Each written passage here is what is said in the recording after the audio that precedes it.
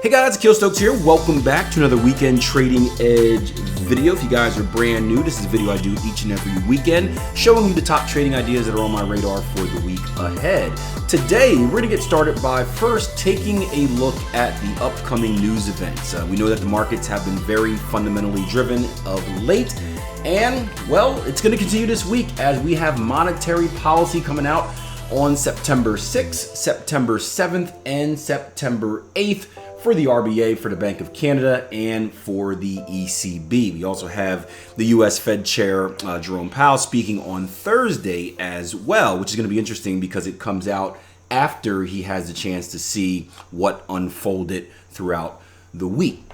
Now, if you guys are new, we do want to look at the fundamentals. We don't trade based off the fundamentals. They play a role, and sometimes they do play a role in our decision making in the market, but we mainly focus on technical analysis. So let's hop into the charts. Let's look at the technicals and let's see what's on our radar for the week ahead. So we're going to start here on the dollar index. You're going to see that a few of the pairs here that we look at today are going to be follow-ups. We've made some really good long-term predictions. I'm talking weeks and months ago, especially on the higher time frames like the daily. And you know, you got to be patient, right? These things take time to play out. But when they do, they can offer some massive opportunity. And we have another one setting up here on the dollar index. We've been waiting for, I'm on the weekly, by the way. We've been waiting for a retest of our current structure high, and we've been waiting to see how the market is going to handle our decision point, right? Back here on July 11th, we put in a new high, not the highest high, but a new high of recent times, I guess you can say. And we've done a retracement as we usually do. That retracement came back into a previous level of structure, right? This little dip right here. Look left, structure leaves clues. We had a nice little hold. You can tell by the wicks of these candles. And then over the past few weeks, we've exploded up. We've retested this level, and then we finally closed the week, this past week, with a higher high, higher close.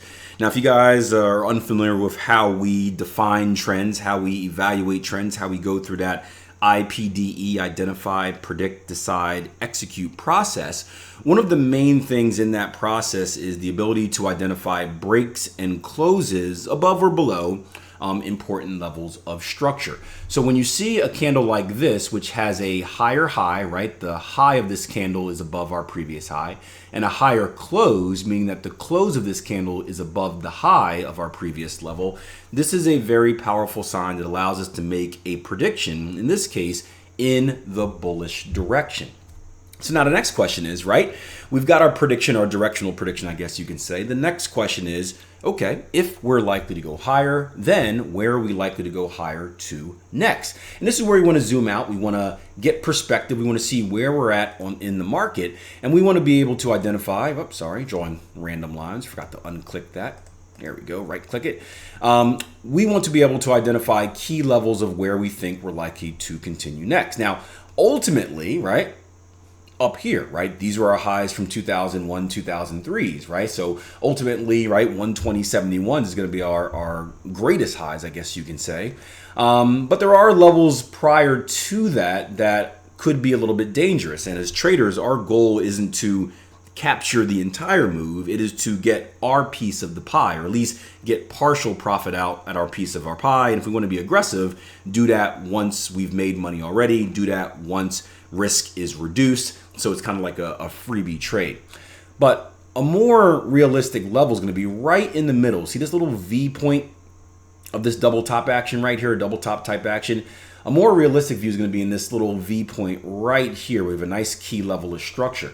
And then what we can do is we can confirm that, right, with our Fibonacci retracement tool, Fibonacci extension tool, taking our Fibonacci extension from our swing low to our swing high right here, right, the move before our most recent swing, and back down. And you're going to see that there's a 127 extension right above that level at about 112.90s, right? So right below the 113 even handle, I think is going to be a good level to shoot for targets here, at least initial targets with the dollar index. And then as always, you want to go down to your trading time frame, whether it's a daily, whether it's a 4-hour, whether it's a weekly, and look for opportunities to get involved. Now, one cool opportunity that we have here on the daily, and I bring this up because we've been talking about breakouts lately in our live trading room, right? is we have our higher high, higher close, right? You can see this candle right here, this green one, right? On Friday, we ended up with an inside bar. So an inside bar is a candlestick that completes completely within the range of the previous bar, right? The candle on the left is called the mother bar. This is called the inside bar. Now, this is an inside bar, and despite being a red candle, which is technically bearish, right? If you've followed us for any time, we look at candles in a different kind of sense. We don't necessarily look at the color of the candle. We look at the formation.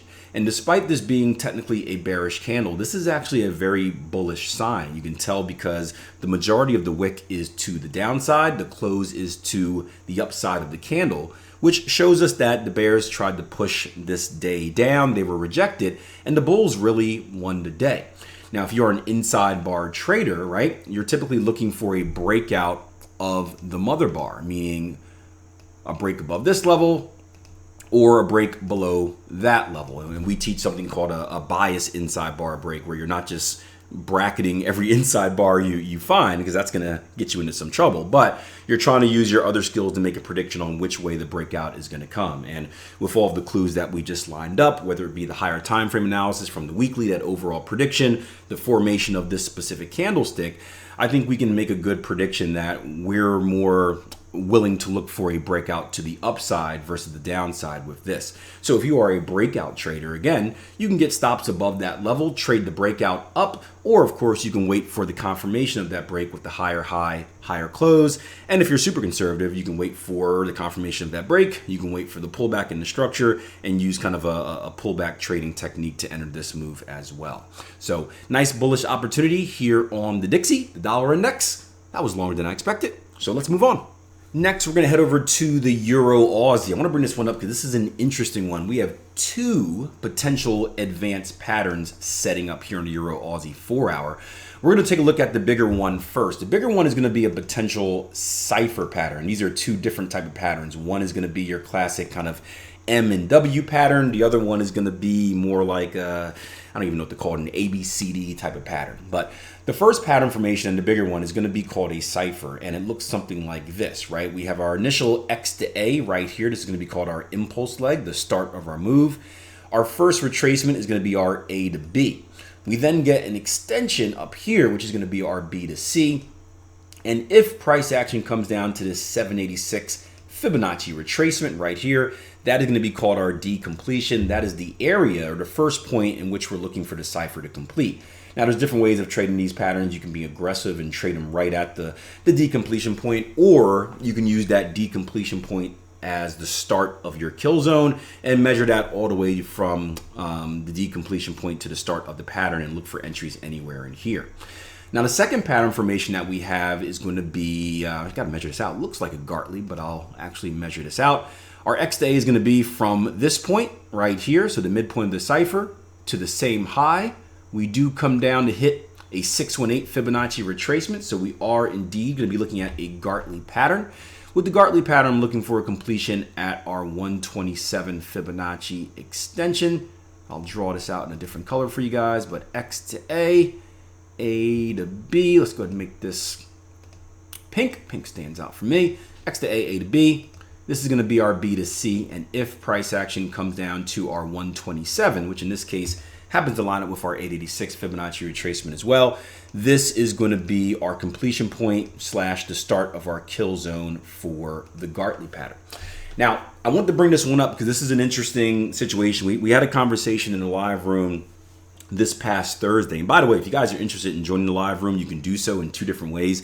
One, I do live stream the first trade every Tuesday, Wednesday, and Thursday on YouTube here. So you can check that out at 7:30, or just you can join the actual live room, both the London and the New York session, as part of your 14-day risk-free trial membership. So you get a lot of other stuff as well. You get some software, you get some courses, but the live rooms are a part of that as well if you want to stay for the entirety of the session and see the full conversations.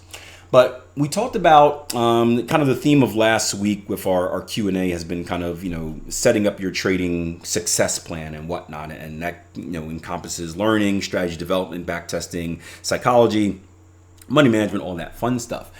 And we were talking about the strategy development section, and I had a question from a trader about a situation where, what if you have multiple signals, and how do you handle that? And there are ways you can do that. There are ways in the beginning of how you set up your trading plan in the first place, starting with a kind of a base or a core strategy and fitting your other strategies around that, or just having multiple accounts and trading different strategies on different accounts, right? There's so many ways you can do it. But it is something that every trader needs to think about, because in a situation like this, right, you are not going to be able to take both patterns, right? The stop loss of the Gartley, the pink pattern here, is going to be right after, I guess it depends on how you play stops, but the way I play stops, right, the stop loss for this pink pattern actually comes right below the completion of the cipher. So this is a situation where you're going to have to choose one over the other. And there are different techniques you can use to kind of handle that situation. But the point is, these are things you need to think about. And this is why the trade plan is always evolving, because at some point in time, whether it's patterns, whether it's a different strategy, you may have a situation where you have conflicting signals. So a situation where you have to choose one over the other, and you have to know how to handle that. So, put that in kind of the back of your notes. But, at some point before you start live trading, especially when you add multiple ways of trading, start figuring out a plan for how you handle situations. For me, I always take in a situation like this, I always take the first pattern, right? I'm never going to pass up on a valid pattern for a potential pattern. That is like, you hate to say it, but it's kind of like passing up on free money for the chance of getting money in the future. I'll take what's in front of me. But everyone is different. But thought it's an important point to bring it up, because a lot of traders don't think about this. Next up is the Aussie dollar. This is an interesting one. This is one of our favorite pairs from last week. I can't remember if we looked at it in the Trading Edge or just in the live room, but we had a few things setting up. We had a head and shoulders setting up here, which I'll draw out in a little bit, really roughly for you guys, right? Got a little shoulder, head, shoulder right here. We also had a descending triangle here as well. So we were looking for both bearish breakout, bearish breakout, bearish breakout. And indeed, we got this bearish breakout. And I bring this up again. I want to revisit this because I still think there's more room. Again, looking at how we ended the week, we got our breakout. We can tell by this green candle right here that price tried to retrace up, and then ultimately the bears pushed it back down. And there still is a little bit more room to go, right? We thought we can test these lows here.